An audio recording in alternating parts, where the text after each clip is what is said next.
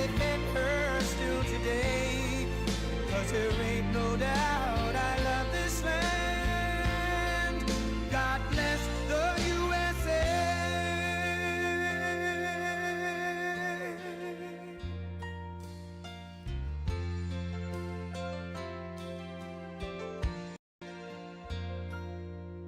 From the lakes of Minnesota to the hills of Tennessee, across the plains of Texas, from sea to shining sea, from Detroit down to Houston and New York to LA, where there's pride in every American heart, and it's time we stand and say that I'm proud to be an American, where at least I know I'm free. And I won't forget the men who died, who gave that right to me. And I gladly stand up next to you and defend her still today. 'Cause there ain't no doubt I love this land. God bless the USA.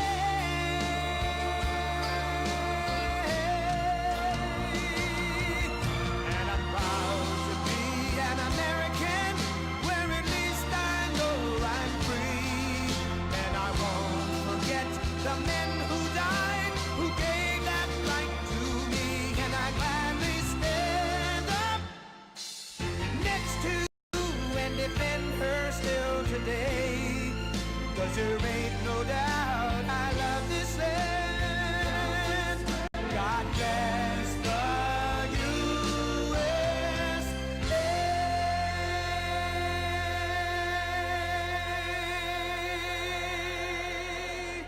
Thank you. Harvey's book. Anybody want a folder? Hello, everybody. This is great. And I want to thank Harvey. I want to thank everybody. So many friends in this audience. You know, I'm very familiar with the area. And our country is hot. We're doing a good job. We're doing a good job. Stock market just at another high for the 59th time in 1 year. And it's been really great. But I want to thank especially Harvey and all of the people, his wife, Christina, daughter, Eve. And he really put his heart and soul. He's a wonderful man, a great attorney, a very legitimate person. Sit down. Come on, we'll be here. What the heck? It's a beautiful evening in semi-Palm Beach. Sort of semi, isn't it, huh? No, it's great. Hot area. It's a hot area. It's one of the hottest areas anywhere in the country, if you think, right? It's a pleasure to be back with so many friends and neighbors in a place that I love and a place that I call home, Palm Beach. It's been, I've been here for a long time. And I begin by congratulating the Forum Club on 50 incredible years. The Forum Club, wow. Harvey asked me if I do this. I said, no, I have a big speech. You know, I just had a big speech. You probably saw big. And it's all over television. I said, where am I going now? He said, you're going to Kravis Center. But you know, honestly, Kravis Center is terrific. And I mean, I was saying, so you don't really have to do it. You can call up and probably do it. I said, are you kidding me? Can you imagine? This is a crowd where I know so many killers, very successful people. Some are nice, some are horrendous people, but I like the nice ones and the horrendous ones also. We have some really killers. I'm looking out there. Oh, these people, I've had to deal with them my whole life. They are brutal, but you know, you get friendly with brutal people too.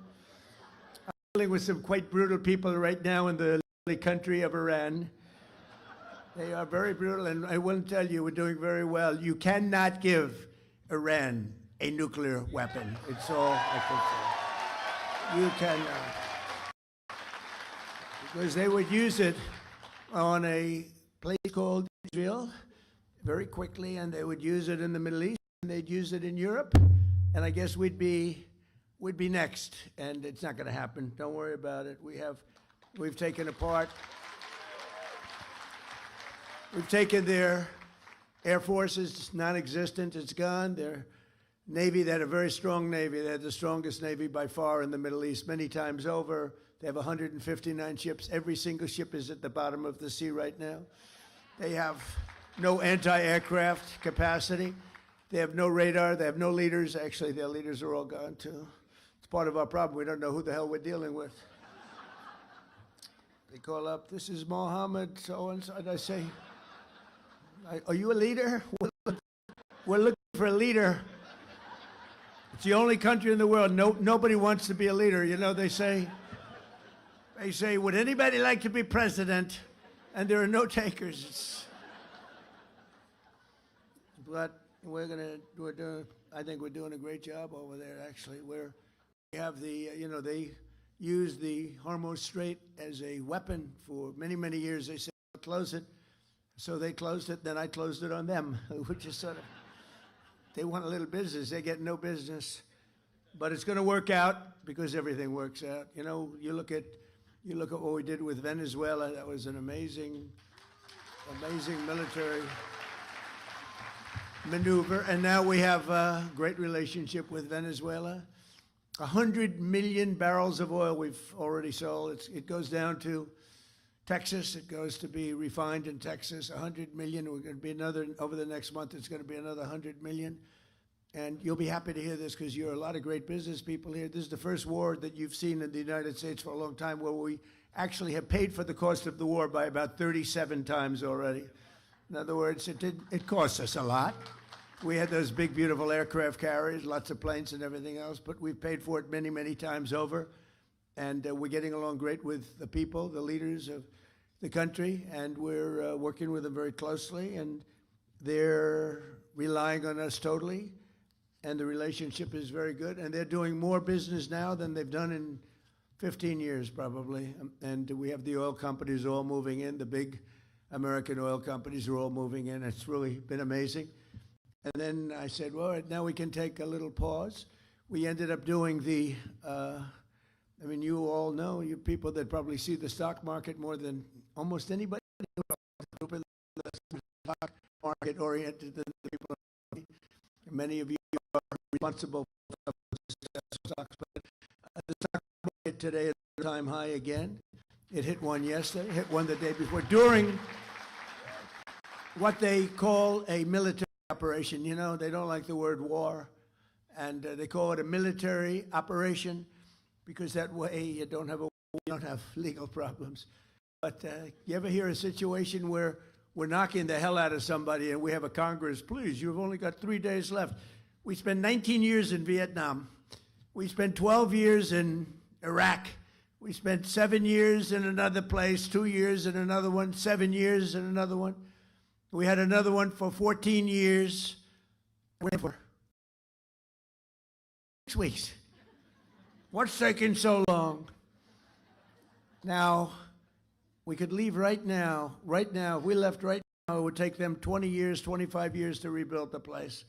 But we're not doing it because we have to do it totally right. We don't want to have somebody coming back in 5 years and you have an incompetent president, which we just went through 4 years of a very terrible situation, very incompetent. But this should have been done long before I got to office, so we had to do it. The crazy thing is I had all my financial people, Scott, you know, Howard, you know, all of the different people. And we're celebrating the success because we have the highest stock market. We broke 50,000 on the Dow. Nobody thought it was possible. They said maybe at the end of the fourth year, but probably in 6 years, 5 years, but not during this term. It's too much. We did it at the end of the first year. Then we broke 7,000 on the S&P. We did that at the end of this year, long ahead of schedule. And then I said, you know, we have the most successful, by the way, more oil is being drilled right now than at any time in the history of our country. We're doing double, think of this, we're doing double Saudi Arabia and Russia combined. Double Saudi Arabia and Russia combined. Nobody knows that. And you see all of those big, gorgeous ships coming up from all over the world because the strait is closed by us, and they're coming to Texas now and Louisiana to load up, big ones. 2 million barrels of oil the big ones. Those are the big ones. And they're all heading up. And you see the line. They call it the conga line. I don't know what that's supposed to represent.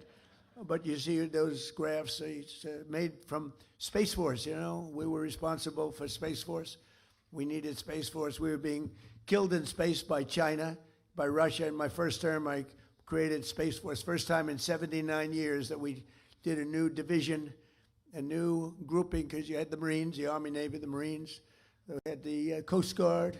We have all of the different branches of government, the Air Force. And they thought the Air Force and the Space Force would stay together, but the Air Force wants the Air Force. They're not going to give, and space is so important now, and we did Space Force, and all of those things, many of those things that you're saying because of Space Force, and now Space Force is, we were losing badly in space to Russia and China militarily. Now we're way in the lead, way in the lead. We have the greatest space capacity of any country in the world. We're very proud of that. We need it. We need it for protection because it's a nasty world out there. We need it for protection. So we're very proud of Space Force, but they, among other things, they give you beautiful satellite pictures of what's happening in the world. And when you look at the Hormuz Strait and you see all of those ships, all of those people and ships that they want to get out or they want to get in, they're all over the place. They're like little ants, right? They look like a little anthill. And hundreds and hundreds of ships. And we have a Navy that is unbelievable. We put up, it's a blockade. It's a blockade. And you saw the other day where a massive tanker, this was bigger than 2 million barrels, a massive tanker was trying to run it, and the young captain of the ship from Annapolis, these guys are like central casting. You could put him in. I'd say something about Tom Cruise. I was going to say better looking than Tom Cruise and taller, but I'm not going to do that because he's a friend of mine. I can't do that. But they're like central cast. You could move them to Hollywood right now. They'd be movie stars. But you saw him saying, we have guns trained on your ship. Turn your ship around. Turn, and this is loudspeakers that go over the ocean, and they hear them from 2 miles away. Turn your ship around. Turn your ship around. And all of a sudden, yes, we are going back to Iran. We are going back. They turned it around. It takes 10 miles to turn the sucker. You know, it's not like turning around a bicycle. It's like, it's big stuff.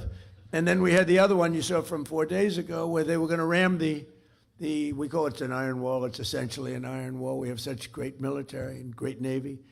And they were going straight through. And they said, turn your ship around. And there was no response. Turn your ship around.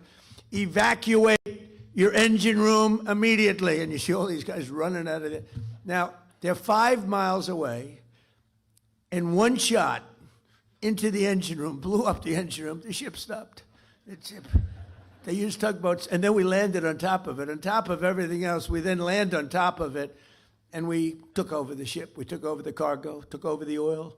It's a very profitable business. Who would have thought we were doing that? We're like pirates. We're sort of like pirates. But we're not playing games because, you know, for 47 years, Iran has been pushing everybody around. They're the bully of the Middle East. They've been scaring everybody, Israel and Qatar, Saudi Arabia, UAE, Bahrain, Kuwait, all of them. They're all, it was the bully of the Middle East. I understand it. Bush made a mistake. He took out Iraq. You know, Iraq, and by the way, I congratulate the new president of Iraq. I endorsed him. I'm now in the business of endorsing political leaders from foreign countries, countries that nobody's ever seen before. And we have a pretty valuable record. We've won a lot of them, but I endorsed the man because we didn't like the man that was the president of Iraq, and we endorsed somebody that not a lot of people have heard of, and he won in a landslide. So I just spoke to him yesterday. The relationships we have relationships that are very, very strong, very powerful relationships, and I think the Middle East is going to be taken care of. We had a lot of conversations with the leaders. I call them the new leaders. I call them the new regime. You know, they kept saying, the radical left, where is regime change? Well, if this isn't regime change, there's no such thing. Because Khomeini in the first tier was gone.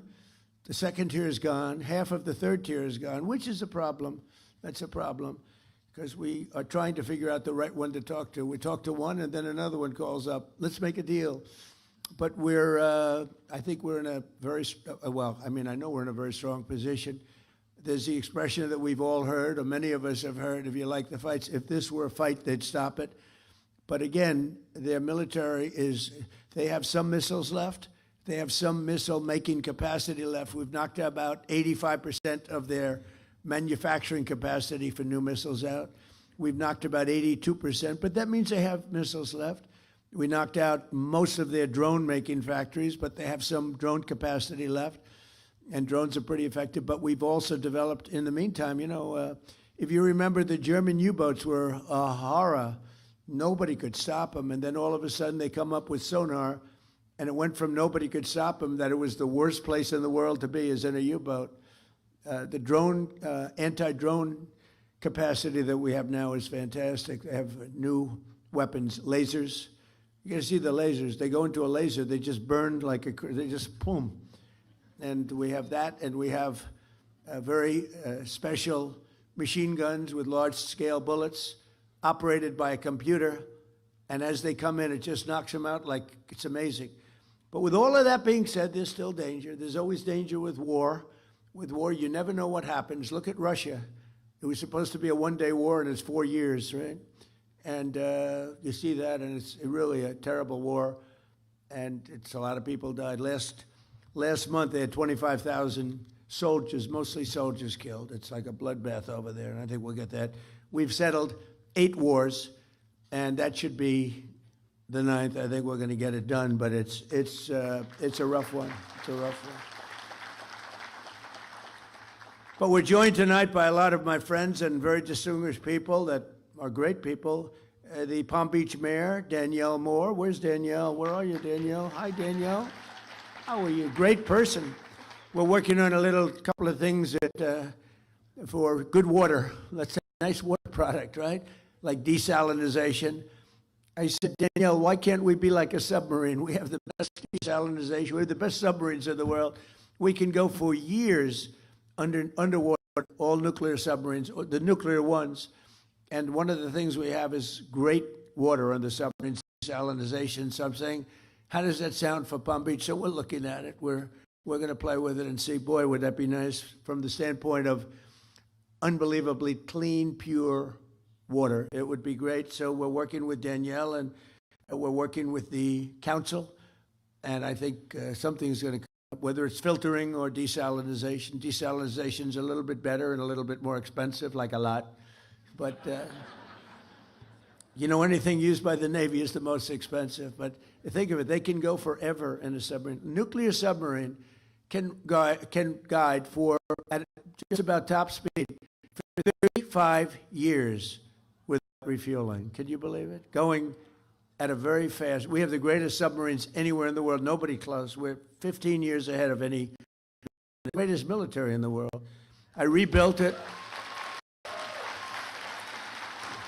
I rebuilt the military in my first term, and I didn't know I'd be using it this much my second term, but certain things have to be done. It was sad when in Afghanistan, some of it was left behind by people that should have never happened. Getting out, we wanted to get out. We were going to get out easily. We would have won and then gotten out. We would have gotten out with great pride, but we left some of the military, but it was really just a small percent. It sounds like a lot, and it is a lot, but it was 2% of what we built up. We built a great military. But our submarines can go by nuclear power. Think of it. They can go for many years without stopping. They have water capacity, Danielle, unlimited water capacity. The one thing they don't have, you know what it is? Food. They have to come up every 90 days for food. The only thing we can't figure out is food. A little simple thing like that. But it's really amazing. Some of the things that we're able to do with the military, with a lot of other things too. Palm Beach Town Council President Ted Cooney. Thank you, Ted. Thank you, Ted. Good job. Good. Palm Beach County Administrator Joe Abruzzo, who's a phenomenal. You got a diamond day. I know a lot of town administrators, and you don't want to. This guy is a diamond. Thank you very much. You're doing a fantastic job. Thank you, Joe. A friend of mine, even though he's a Democrat, sort of a Democrat. I don't know if he's a Democrat, but he goes as a, I'll tell you one thing, he's a great sheriff, and he's a popular guy. Sheriff Rick Bradshaw.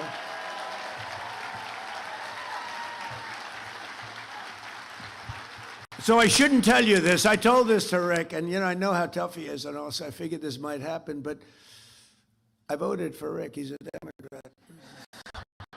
This could be the end of my presidential career. I voted for him, and one of the reasons I voted for him was he's great. The other was that I was afraid he checked my vote. And not, I think he did, because there was a story in one of the papers that, I don't know, I did some filing, and they actually checked my vote, and I voted for Rick. So that's pretty good, right? All right, I'm in trouble with the Republican Party, but they'll understand. I'll figure that one out. Great job, Rick, really. Candidate for mayor of West Palm Beach, Christina Lambert. Christina, wherever you are, good luck.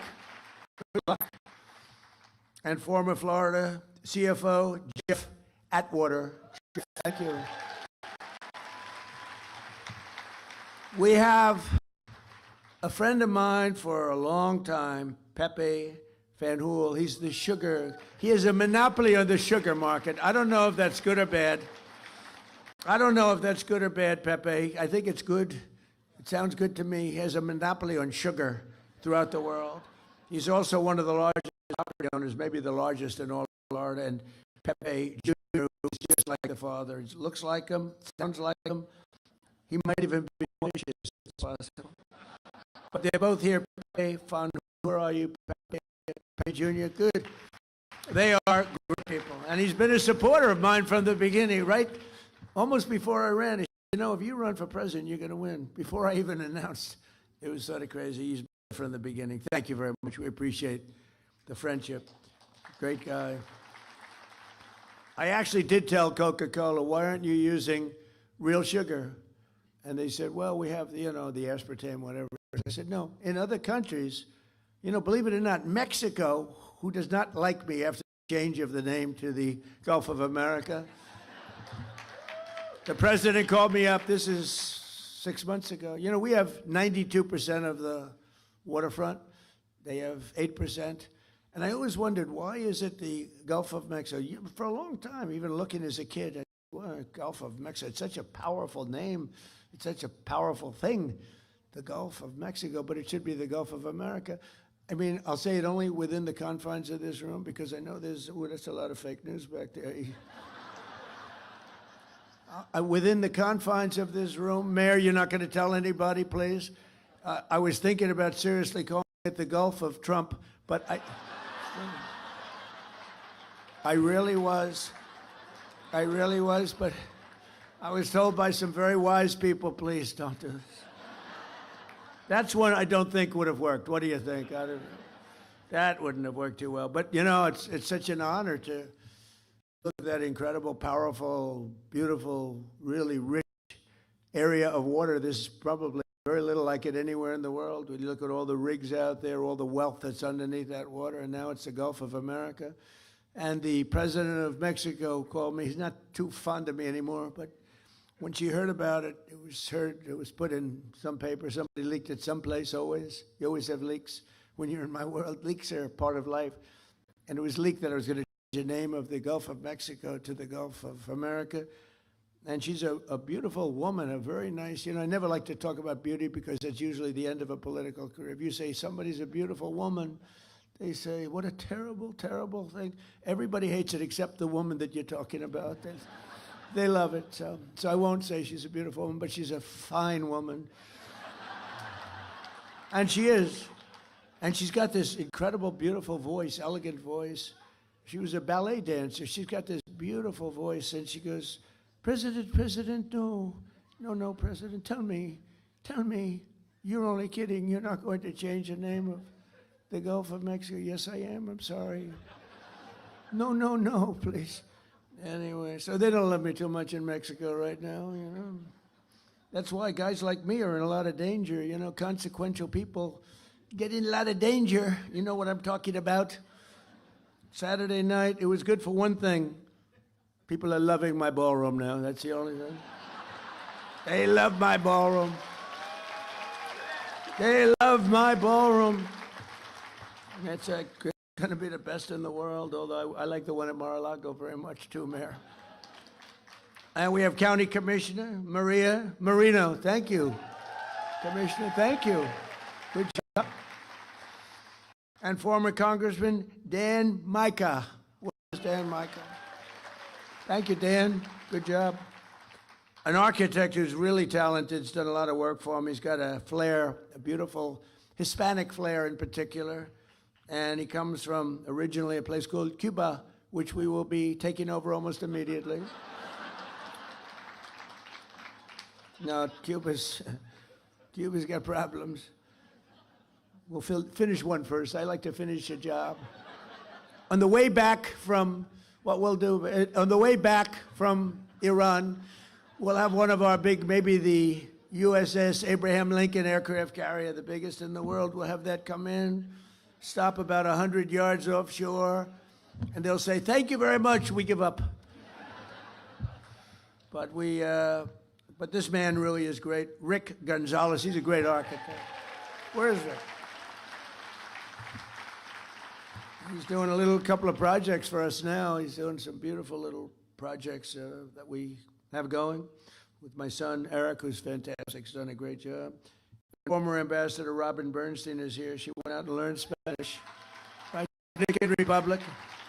She went out and learned the language, and she learned it well. Congratulations. Not a lot of people aren't smart enough to do that, Robin. Most people don't bother doing it. I wouldn't do it, to be honest with you. But Palm Beach County is a very special place, and Palm Beach is a very special place, and it should be no surprise that across my first and second terms, residents of this community have served our country with exceptional devotion and skill. I'll meet people, I didn't know them, but I'll meet people at the club, or I'll meet people in Palm Beach or West Palm Beach. I love West Palm Beach. It's one of the really great stories is West Palm Beach. Palm Beach has been incredible. It's never been run better. We appreciate it. West Palm Beach is really hot. It's coming along so fast and so good. It's all over, one of the hottest. And I'm so honored with what's happened with Joe and with Meg. Where's Meg?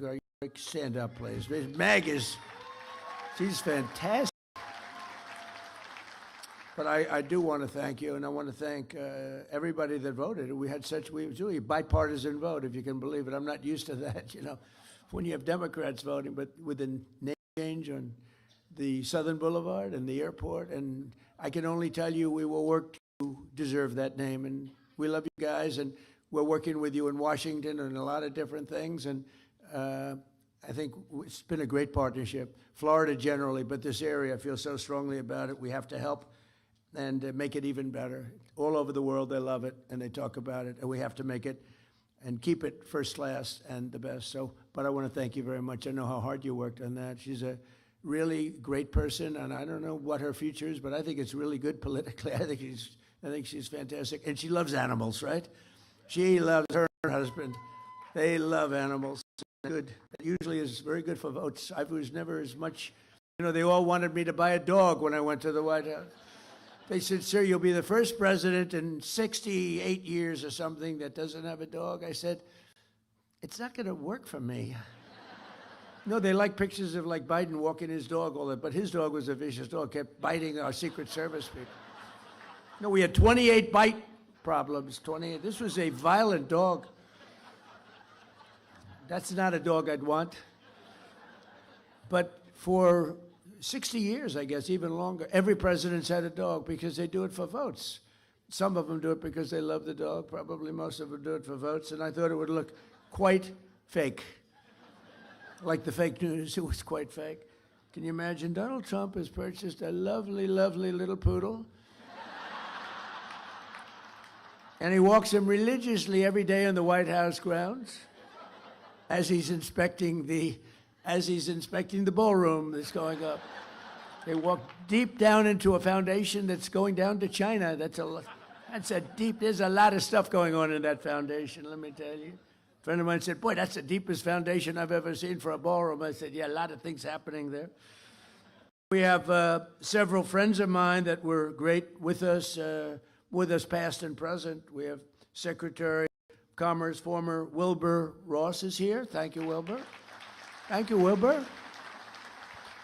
We have former Ambassador Woody Johnson, who's a great guy and you were a great ambassador. We appreciate it, Woody. Great guy and the owner of the Jets and current director of the Federal Housing Finance Agency, a man who has taken the Fannie Mae and Freddie Mac, but Fannie Mae, it's over $1 trillion in value. When I gave it to him, it was not doing well. I turned it around, and it's worth over. We're thinking about taking it public, taking a little chunk out of it. I don't know what the hell we're going to do. It's peanuts compared to the values of, you buy 15 missiles. You take it public, it buys 15 missiles. But Bill Pulte, where are you, Bill? Bill. No, it's true. My first term, I was offered $100 million for that. And I turned it down because the guys that were offering me were very sharp. Two of them are sitting in the room, by the way. They're not happy. But I turned it down because I didn't want to. Did you ever hear of schmuck insurance, right? I didn't want to be a schmuck. I didn't want to have them flip it for $500 million in 2 weeks, which is always a possibility. It's always a little scary, especially in the world of politics. I was with a bank, a very good bank, a very hot banker who's going to the head of one of the biggest banks in the world, and he was also in charge of real estate for the bank, and they had a corner building on 57th and 5th Avenue in New York, and he wanted to sell it, and he made a deal, quick deal, nobody even knew about it. It was quick, and he sold it for $25 million, and the person that bought it flipped it the following week for $97 million. And that was the end of his job. That was the end of his rise to the chairman of the bank. So I don't want to be in that category. But we kept it. I put Bill Pulte in charge, and I think it's worth over $1 trillion now, right? So we kept it, and we didn't sell it, and that's good. That's good. But not only have we lovingly restored they call it the crown jewel of Palm Beach, Mar-a-Lago, but we turned it into what everybody acknowledges. It's the hottest club anywhere in the world. I mean, I hate to say it about my club, but it is truly everybody that's been there. It's the hottest club anywhere in the world. And very importantly, it creates hundreds of jobs and brings thousands of travelers here each year. And then we have all the weddings and all the conventions and the events that we have there are spectacular. And they say it's raised more money as a ballroom. It's raised more money than any other ballroom anywhere in the world for charity. We raise tremendous money for charity. It's every other night you'll see it. They raise it for incredible things. And just as Marjorie Merriweather Post, who, with her husband, E.F. Hutton, that was a power couple. E.F. Hutton, remember? E.F. Hutton talks, everyone listens, right? He was the #1 guy. He's like some of the guys in this room was a long time ago. This was in the early 1920s, roaring 20s, but Marjorie Merriweather Post was married to E.F. Hutton.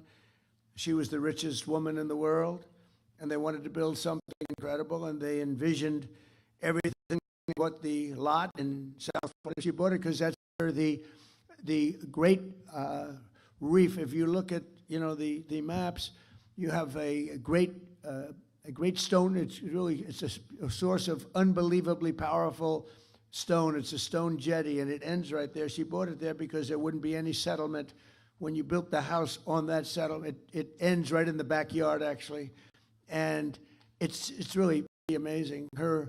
She envisioned something really great, and she built Mar-a-Lago along with E.F. Hutton.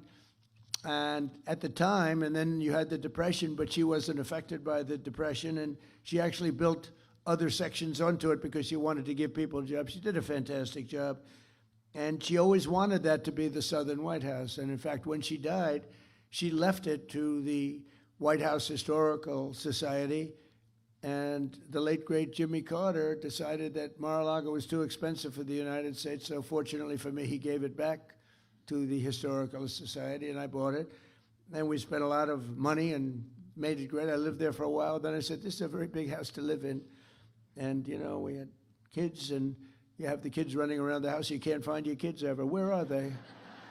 Where are they? Which floor are they on?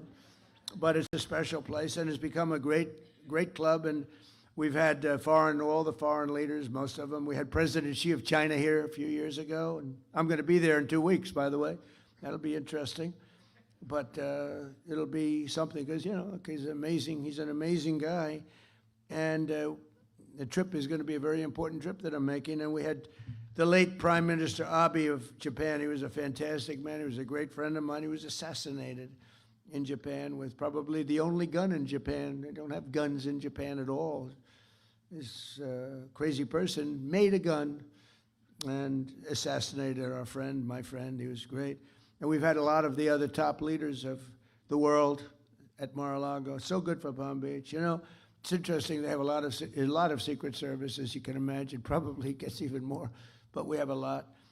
And I have friends that are very rich, very powerful, and they don't complain. They sort of love it because the president is in your community, not me. It's the president the president of the United States is in your community, and they're so proud of it. I mean, people that are in this room that are very, very substantial, as big as it gets on Wall Street, and they have houses that are beautiful, and they have to go around. They have to go to one bridge or another bridge. They get thrown around like piñatas by the Secret Service. Get the hell out of here. These are people that never get spoken to. The Secret Service, these guys, they don't have a lot of expression. They do a very good job. And the head of one of the biggest banks, the biggest bank, comes in. Sir, move out. What? Move out right now. Come on, let's go. He said, nobody's ever spoken to me. And yet they don't mind. It's crazy. They don't mind. They're honored to have the president, whether it's me or but they're honored to have the president in their community. So it's great. And it also gives you a lot of additional security. You get a lot of free security. Mayor, I have to tell you, you probably have the safest community in the history of the world, if you want to know the truth. Nobody's coming into Palm Beach to do any robberies, okay?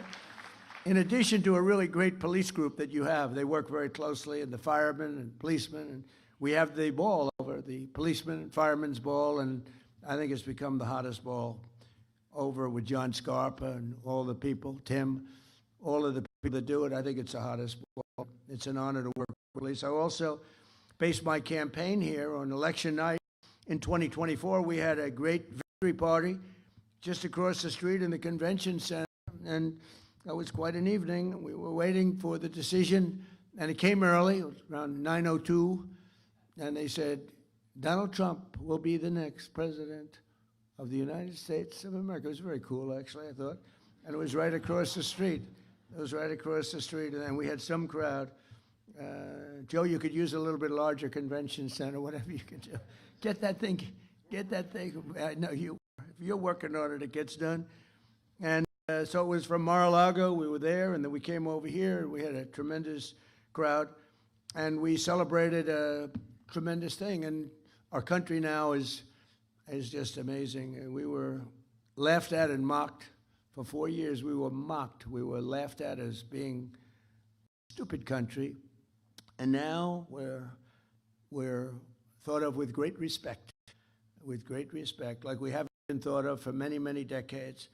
I want to thank the entire Palm Beach community for the extraordinary support that you've shown me and my family over the years, and I especially want to express my profound gratitude to the recent renamings. I want to just tell you that we have a lot of things in store. I know that a lot of tremendous elements are going to be added to the airport, making it bigger and better, and it's really going to be, I don't think there'll be anything as good as your airport will be anywhere in the country, anywhere in the world. So that's the way I feel, and that's very important. In Washington, they say, sir, which airport would you like most to fix up? I said, how about Palm Beach? So you'll be all very happy. And, it's right now, I own Doral, and right now we have a tournament. I'm so busy. And we have the big Cadillac Championship going on, all the great players, the PGA Tour. And they're there, and yesterday somebody came up, said, sir, the tournament is great. I said, what tournament are you talking about? I'm so busy with the Iranians trying to make a good deal, and we're not going to let that happen. But they've got to make a bad deal. But if they make a deal at all, because frankly, maybe we're better off not making a deal at all. Do you want to know the truth? Because we can't let this thing go on. Going on too long. But under the leadership of Secretary of State Marco Rubio, a person from Florida, right? We're working hard to bring the 2035 World Expo to Miami, to Florida, and we'll support the jobs. It'll be bringing hundreds of millions of dollars, and it looks like we've got a real good shot. You know, I brought the Olympics here my first term. I was the one I got the Olympics, and I got the World Cup, both of them, and then the election was rigged.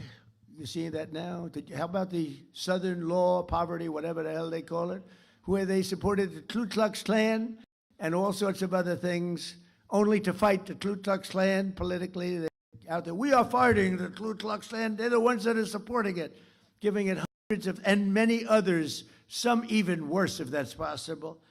And now we found out, we got a whole lot of stuff coming. But I got the Olympics and I got the World Cup, and they're coming in now. And, you know, it's interesting how things work out, because I missed my second term the traditional way, right? It was very sad. I had to make a decision what to do. I said, you know, when I got the Olympics, I said, boy, it's really sad because I got it. Nobody else, I got it. And I was dealing with those guys politically, and they said, sir, we're going to choose the United States of America. I said, wow, that's great. It was the Olympics. Then the World Cup. Johnny Infantino, who's the head of it, he's a friend of mine. I said, Johnny, you got to give us the World Cup. And he gave it to us. The problem was it wasn't in the next 4 years. It was in 6 years and 7 years, so I wouldn't be president.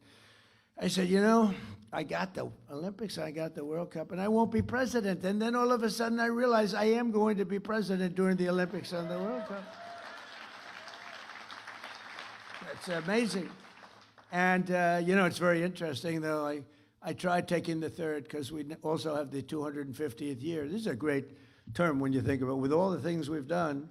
And on top of that, and then we did the great big beautiful bill with no tax on tips, no tax on Social Security, no tax on overtime, all sorts of things. It's turning out to be very popular. People are now understanding it. But when I got these, I said, 250 years, okay, I got the Olympics, I got the World Cup.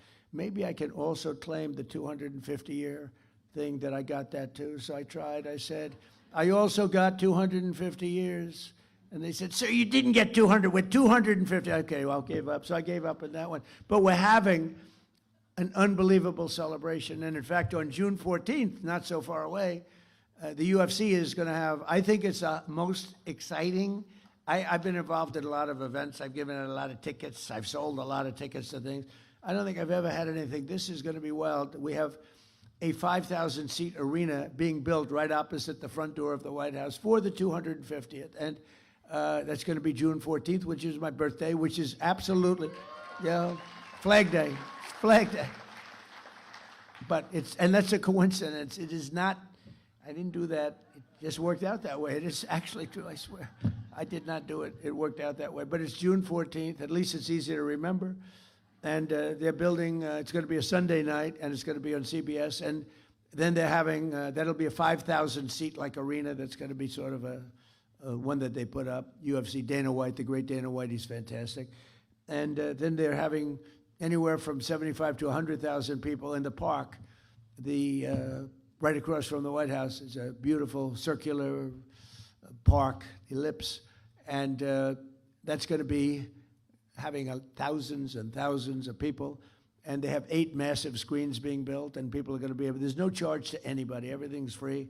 And it's going to be something really fantastic. The biggest problem I have is the 5,000-seater. I have everybody that wants tickets, but it's one of the hottest things. And then we have the IndyCar, as you know, they're doing a race. Roger Penske, and he said, you know, I've come to Washington 142 times over the years trying to get an IndyCar race in Washington around the Capitol. He said, and I've never been able to do it. And then I gave it one last chance.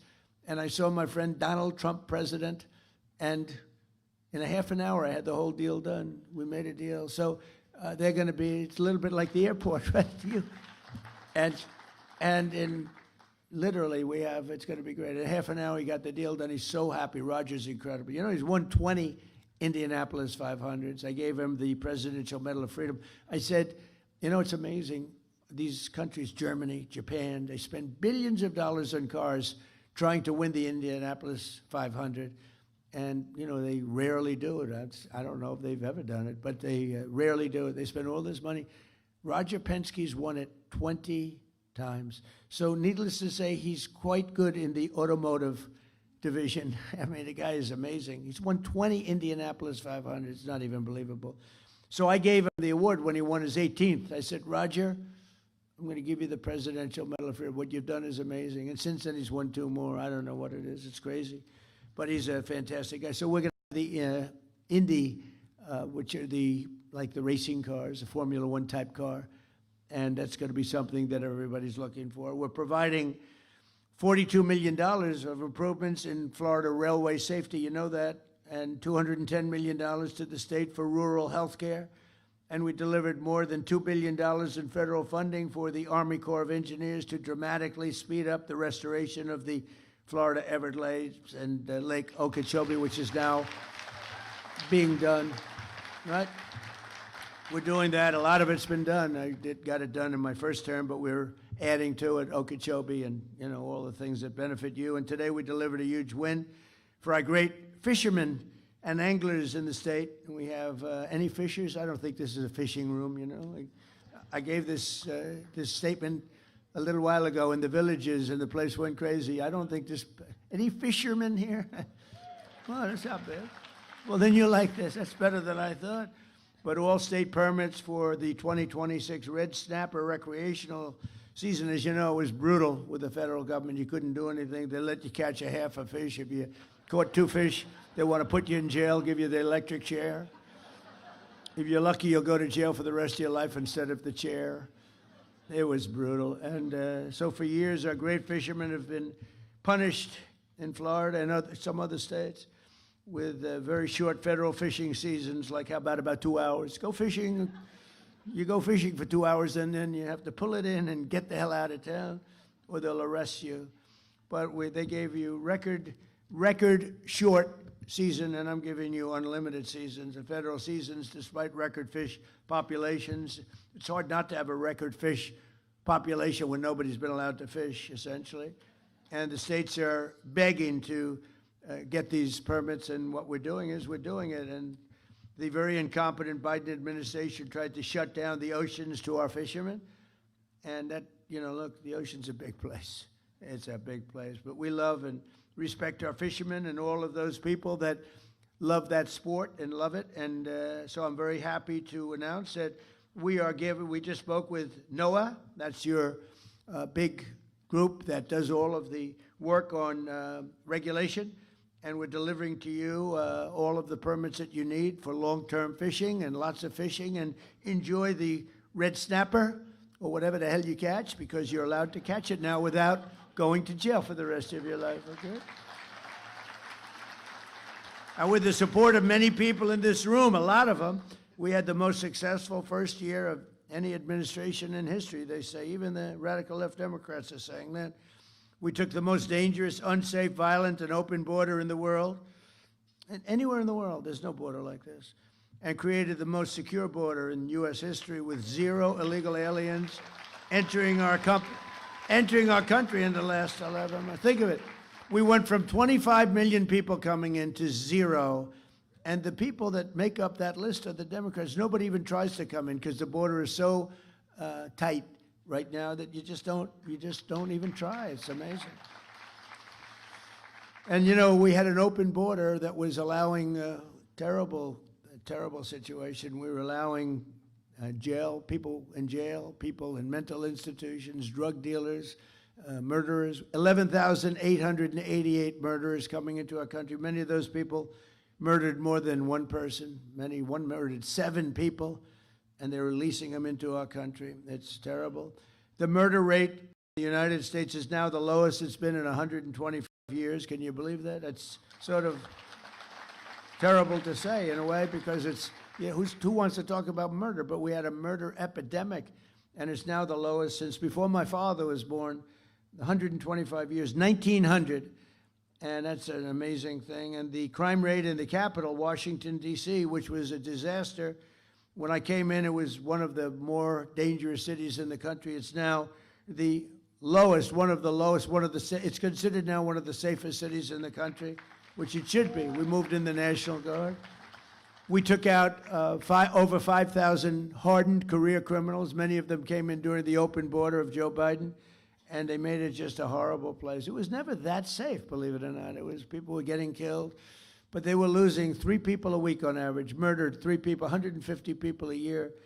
Kids would come in to see the Washington Monument or the Lincoln Memorial, and they'd go home in a casket. They'd call their parents and say, "I'm sorry, your son's been killed." And we moved some very strong people into the area, and in a period of a month, it was much better. 2 months, it was better yet. And now it's considered a very safe city. Restaurants which were closing all over town. They were even dangerous if you got there. They'd rob the interior of the restaurant. They'd go and raise your hands, give you money. It was terrible. And it's a very interesting statistic, Mayor. So 90% of the crime is committed by 2% of the people. And that's really good, you know, because that means you can solve the problem. If it was 25% of the people, that's a tough thing. 2% of the people commit 92% actually of the crime. It's incredible. It's great because you get rid of them and you don't have it. We took out over 5,000 hardened career criminals, numerous murderers, and they're gone. They're back in their countries or they're in jails. We've secured the largest reduction in drug prices in American history. Under my most favored nation agreements, we're delivering your record-setting discounts with price differences of 400, 500, and even 600% lower. And what that is most favored nation. We were the highest priced drug nation anywhere, prescription drugs, anywhere in the world, by far the highest. A drug that would sell for, like the fat drug, you know, my friend became a very famous, he's begging me not to announce his name, but I use him as an example. He's very smart, very fat. And he was in London and he called it the fat. I said, "I get one of those fat shots." And I said, "It's not working." He's become very famous because he's really the one that got me onto this. It was like crazy. He said, "In London, I buy it for $87. In New York, it's $1,300. The same exact," and he's very smart, very rich, actually. Highly neurotic. He's a neurotic guy. Highly neurotic. Most neurotic people, they're either really wealthy or they fail badly, you know. You want controlled neuroses. His is not controlled, but he's smart. He checked out the company. He said it's the exact same drug from the exact same factory, made in the same plant. Everything was except the price. One was $87 in London, and one was $1,300 in New York. He said, "What's going on?" And actually, it had a little bit of an impact, and I went to the drug companies. I went all over. They've been looking at this for years, but there was no way you get the drug companies to do it. I got them to do it. I did a lot of bad things to them, but I got them. But they didn't care because they said there's no way to get the countries to do it. You had to have the country because in London, a pill was selling for $10, would sell for $100 in the U.S. In Berlin, $5 compared to $87, $90, $95. A tremendous, sometimes 10 times, maybe more than that. So they said, "You'll never get the country, sir, but we're with you." They didn't know this was going to happen. I said, "I'll get the countries 100%. So I called up, you might have seen this. I mean, I've said it a couple of times. I called up the countries, and I got France. That's Emmanuel Macron. Beautiful accent. I said, "Emmanuel, you're going to have to lower your drug prices in the United States because you're making it impossible for us. I mean, your prices are low and our prices are high, and you're going to have to," No, Donald, I will not do that." You see, because the world is bigger than the United States, it's really not as bad for them. If they double their price, we can lower our price to them because of the size. It's a world situation. The whole world was ripping us off. We were paying 10 times more, 5 times more, crazy. And so I said, "No, Emmanuel, you will do it." 100%. No, no, I will not do it. So if he had a pill that sold for $10 and he had to sell it for $20, that's, that's a big increase, right? But I said, it's not fair, Emmanuel, because we're not fair. You will do it, Emmanuel. You will do it. He said, no, no, I won't. I said, here's what I'm going to do, Emmanuel. If you don't do it, I'm going to put 200% tariff on your wines and champagnes that you sell into the United States, and it's effective on Monday morning. Donald, like I said, I will do it. I'd be glad to. So I did that with all the countries, and every country agreed. I'll tell you who can't believe it, the drug companies. They said, what you did is impossible to do. But I do it. I do a lot of things that are impossible to do. Like becoming president 3 times. Like winning 3 races. Like winning 3 races.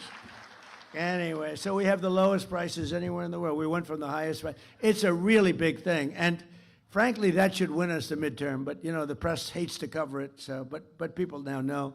So you can get drug prices. We go from the highest priced drugs in the world to the lowest. It's an amazing thing. And we have to go buy it, it's TrumpRx.gov, and that's been named by Bobby Kennedy and Dr. Oz. They're fantastic. They're doing a great job. I had nothing to do with that one, Joe. I had nothing to do with that one. And I had not much to do with the airport. That was Meg and you and everybody else, I tell you. It's not nice when you call up and say, hey, would you name an airport after me? They approached me with the road first and then the airport, and it's just a great honor. But the TrumpGov.com is setting every record in the book, and they're buying things for a fraction of the price. And today I'm thrilled to announce that starting on July 1st, we'll provide Medicare patients with coverage for weight loss drugs like Ozempic, Zepbound, Wegovy. It will be available for, listen to this, $50 a month. And we're cutting, as you know, and as you, I hope, know, we cut the insulin price down to $25 a month, which was, in many cases, it was $1,000. And I don't know if it affects the people here, but it was thousands of dollars, and now it's down to $25. We got it down. I did that really in my first term. It was terrible because I did it in the 3rd year of my first term. I got it down to $25. And then they told me, sir, it will take statutorily, it'll take 2 years, one of those deals, it'll take 2 years before it can go to that price. I said, you better win the election. If somebody else wins the election, they're going to take credit for the insulin. And lo and behold, we had some problems with the election, a disgraceful thing. And I saw Biden up there. We have a $25 insulin. I said, I did that. Can you believe it? I was seething. I was not a happy person. In fact, I said, I think we're going to have to run to set the record straight. But we got it down to $25. It was amazing. Everyone knows we did it. We actually have been given good credit. It's nice to be given good credit when you do things that are good. And I guess sometimes I'll say they don't give me enough credit, and then I'll be in the Oval Office, this beautiful, most powerful, most incredible office in the world. People walk in and they say, wow, the biggest people in the world. Even the Queen the other day, she walked in with King Charles, Camilla. She said, wow, this is the Oval Office. I said, when the Queen of England says that, that's very cool. But people do, the biggest business people, the biggest politicians. And, it's an amazing place, and we keep it well. We fix it. One of the nice parts about being in real estate, I give it the Mar-a-Lago treatment. We fix Mar-a-Lago. We make it better than it's ever been. It's better than it was the day it was built.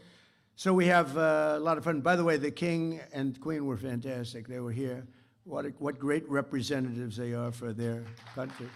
Really high quality. When he got up and made the speech with that beautiful accent, I said, well, that's the one thing I'll never have is that accent. I'd like to have that accent, but no, it was very elegant. He's a very elegant person, very good person. So in 4 years, the last administration took in much less than $1 trillion. And in 11 months, so you got 4 years, less than $1 trillion, and in 11 months we took in as an investment where countries and people, rich people are investing. In 11 months, we took in over $18 trillion, which is a record. And we passed the largest tax cuts in American history.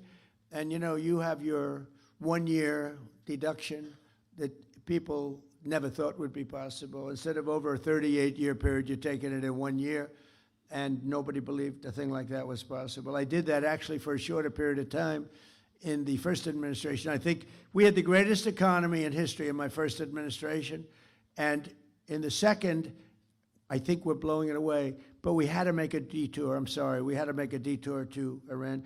Everything will snap back. We were down to less than $2 for gasoline in Iowa. I was in Iowa 2 months ago, just before the little skirmish took place, is taking place, and price for gasoline was $1.85 a gallon. And we were a lot of places were $2, some below $2. And I believe it'll snap back very, very quickly as soon. There's so much oil. These ships are loaded up with oil. They can't get out of the strait. I think we're going to have it solved. I think everyone in this room is going to be very happy and very impressed.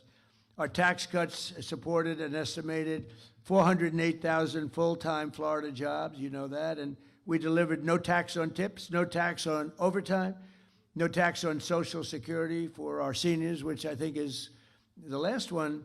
I wasn't sure if that was the biggest one, but I can tell you in Florida it's the biggest one. No tax on Social Security for our seniors. We virtually eliminated the estate tax or death tax for people with small business and farms. So many farmers where they leave their farm, you know, they're land rich and cash poor. They have a farm that's of value. They leave it to their children, their great children who they love so much. If they don't love their children, I say don't bother, it's nothing much. But if you do, if you want to leave your farm or your small business to your children, we have no estate tax. You know, we have, they call it a death tax, that's what it is. And just, you know, pretty amazing thing. In the case of farms, you know, it's a way of life. And the parents would be on the farm, the kids would grow there, and they love it. They wouldn't do anything else. They would rather do that than anything else. And they used to get hit with a tax, a big tax that they couldn't pay, so they go out and borrow money from the local bank or whatever, and they weren't able to pay, and they would lose their farm, and in many cases, they would commit suicide. Literally, they'd commit suicide. We don't have any death tax or inheritance tax anymore for the small farms and small businesses, so when you leave your business to your kid, you don't have that.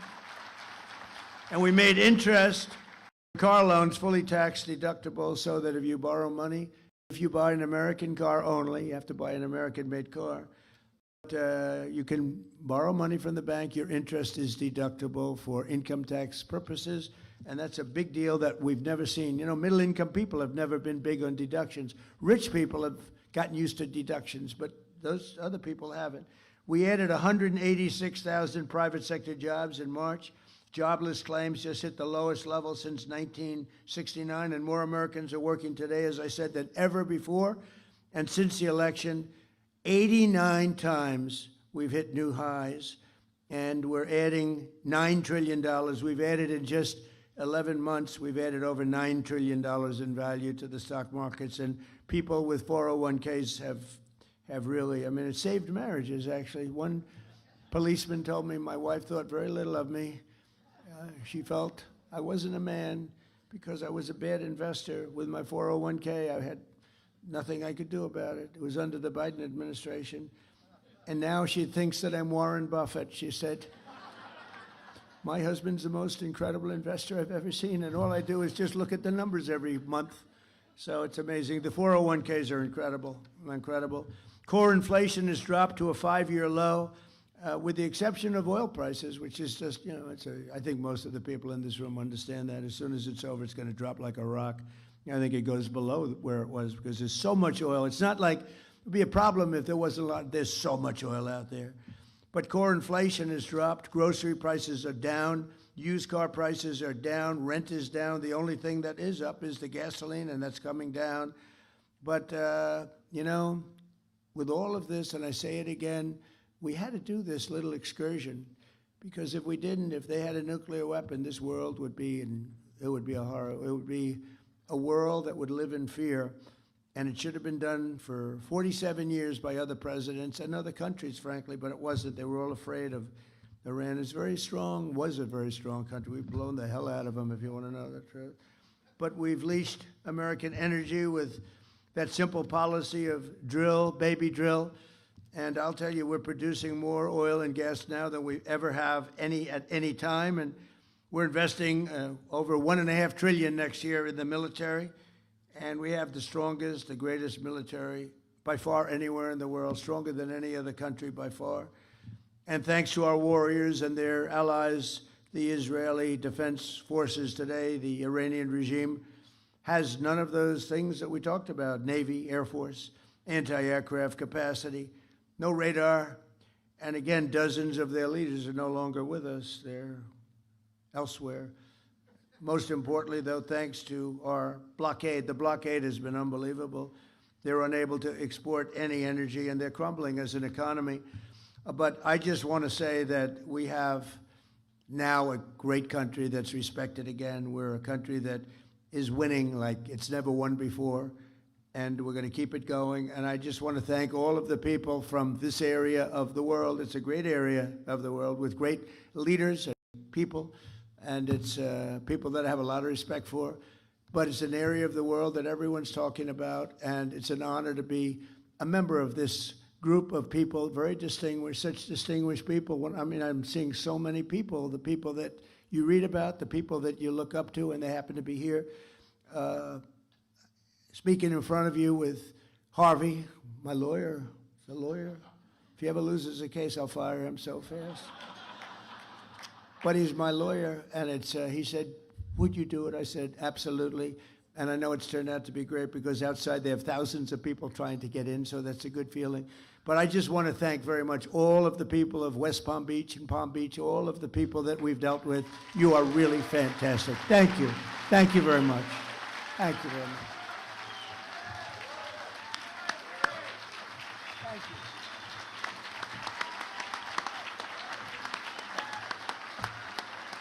Thank you.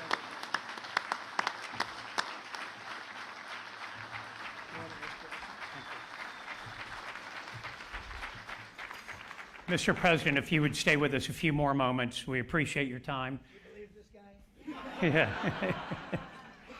We have a few questions for you. First, obvious question, Palm Beach is your home. Your children and your grandchildren all live in Southeast Florida.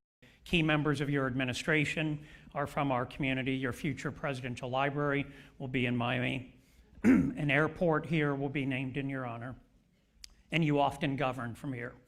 You own properties everywhere in the world. You could live everywhere in the world. Why do you choose our community? Why Florida? Why Palm Beach County? Well, before I do that, so Elton John told me, when you hit it big, you leave. We hit it big. Everybody's standing over. Now Harvey says, can we ask you a couple of questions? He said, when you hit that last song big, don't go out for an encore. Or if you go out for an encore, make sure you leave when it's hot. And here we are, we had a standing ovation, everyone going, they loved it, and Harvey has to ask me a stupid question like that. They gave me the question, sir. But you'll answer. okay, here's my answer. You know why? Because I like the area. Okay, next question. I like short answers. 250th anniversary of our nation, which you spoke about. Is there a particular moment in the founding of our nation that has always resonated with you? Well, I think when you look at the wars, the revolution itself, you know, you take a look at what took place. It's that 1776 is amazing. You know, it's interesting. We gave our military a bonus, and it was $1,775. And I looked at the number, and I had to sign off on it. I said, wait a minute. This is $1,775. If we add one more dollar, Harvey, it's 1776. And I had to get approval. Can you believe? Actually, $1 is actually a lot, but it's not that much.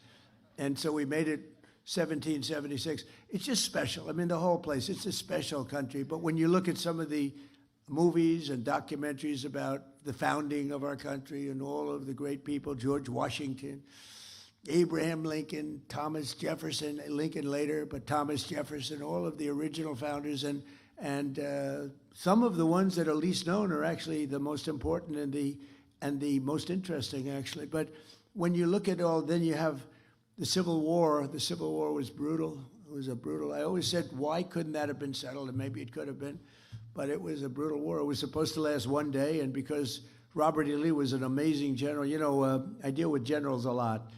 And I ask, who was the best general? A lot of them say Robert E. Lee, because he took something that was supposed to end in one day, and it went 4 years. And with the exception of Gettysburg, that was not good. That was not a good one. It was not a good day for him, but that didn't happen. He would have actually, they were going for New York, and they heard they were going up a hill, Harvey, just going up a hill. Robert E. Lee heard that. Stonewall Jackson was killed as great general, and so he didn't have him. He had another general, and they were going up, and he sent 5 messengers on 5 horses, hoping that one would get through because they were all being shot. It was a bloodbath, and it was never fight uphill, me boys, never fight uphill. He was fought uphill and just got wiped out. But that whole, to me, the Robert E. Lee era with Ulysses S. Grant, Abraham Lincoln, I mean, to me, that is such an amazing, you can learn so much from it, but it was such an amazing time, such a horrible time, beautiful in certain ways, but such a horrible, horrible time.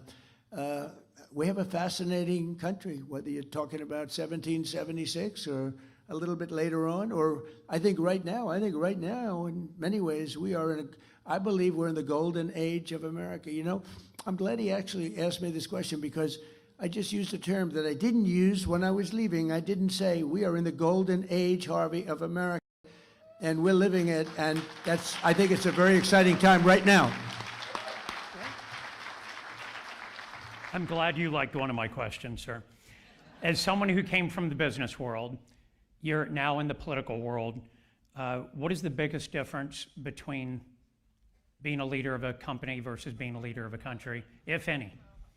I can get myself into big trouble. Well, a lot of people ask it in a little different form. They say, who's tougher, politicians or businessmen? Because I dealt with both at the highest level.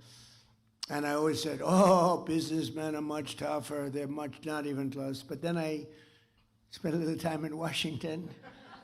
And now I say it's not even close. These politicians are ruthless, vicious. They are liars, unlike our people from our great town council. But these are vicious people. I mean, what I see, Shifty Schiff, all these crazy people that we have to deal with, think of it, Comey, how's he doing? The people that we deal with in Washington, they are very tough, and even the leaders of other countries. You know, look, now we're dealing with Iran. So when they used to ask me that question for the first, Meg, I'd say for the first month, I would say, oh, businessman. After about a month and a half, after getting impeached twice for nothing, I said, you know, politicians are far worse, far worse. Yeah, right. So it's a big difference. I will say this. There's nothing more beautiful than a really good politician who's honorable.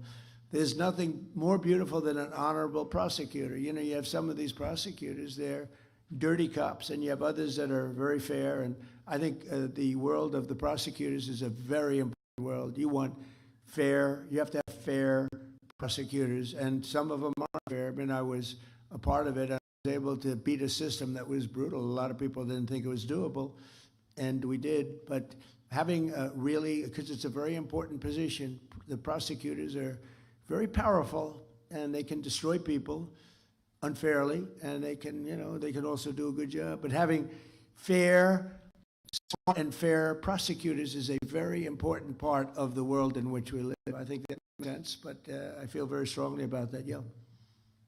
Last question. Well, a two-part question. What is the most bizarre thing that you've encountered as president, and what still surprises you about the job even in your second term? If I told him what was the most bizarre thing, I'd have to probably resign in about 3 minutes as I walked off the stage. You think I'm getting there? I'm not. But the one thing so I won't respond to that question. But you would be very interested. But I just think this, that it's a great honor to be doing what I'm doing. And, you know, you have everybody watching, everybody looking, everybody second guessing. Some are very fair and very, you know, good, and you learn from them, and you take what they suggest or what they're complaining about in some cases if they're fair, and others, no matter what you do, you know, it's like You can have a baseball team and win 21-0, and they'll say you should have won 25-0, right? Because we've done really a job. We're being credited of having the best first year of a term of any president. I think it is. I mean, when you look at all the regulation cuts, all of the tax cuts, all of the law and order things, I mean, the border as an example, we settled 8 wars, and nobody settled 8 wars. In fact, the woman that won, a very nice woman, Maria, she won the Nobel Peace Prize, and she said, what? Nobody should win that but Donald Trump. She said, Donald Trump should win it more than any other person that won it, and she actually gave me her Nobel Prize. She's a terrific person. But I just say this, it's a great honor to do it. I think it's bigger than I thought. You know, when I was thinking about running early on in 2015, 2014, before I ran, I had no idea it would be this big. I had no idea we could make this kind of an impact, but we've really made an impact. A little bit more than a year, we've turned this country around. I thought it would take longer than that, but we've turned it around. And again, we're the hottest country. The King of Saudi Arabia said it. I was over there a year ago, and I said to him, we were there for, after 4 or 5 months, it was obvious what was happening. But he looked at me and he said, President, I must tell you, I thought America was dead. We weren't going to invest. Nobody was going to invest. You had a country that was dead, and now you have the hottest country anywhere in the world. And we do. We have the hottest country anywhere in the world, and we want to keep it that way. Thank you very much, everybody. Thank you.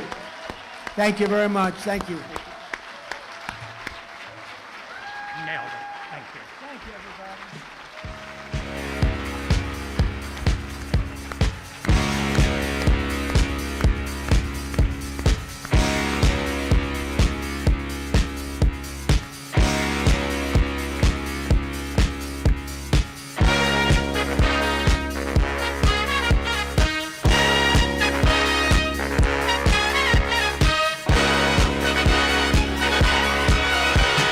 Young man, there's no need to feel down. I said, young man, pick yourself off the ground. I said, young man, 'cause you're in a new town. There's no need to be unhappy. Young man, there's a place you